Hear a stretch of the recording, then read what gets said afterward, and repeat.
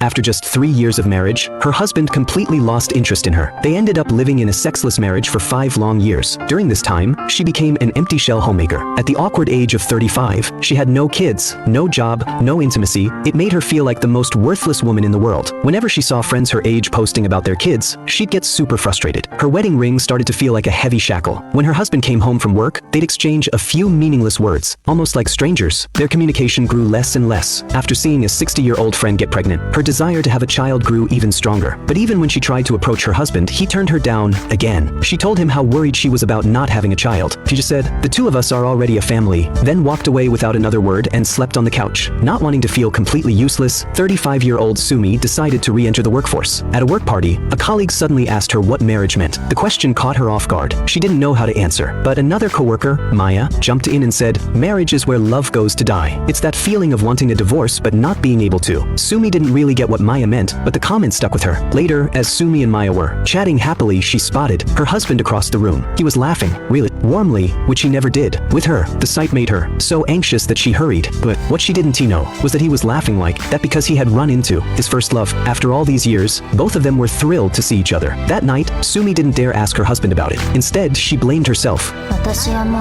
う女として見られていないのだろうか。怖くて聞けないから笑顔になる。私はダメな女だ。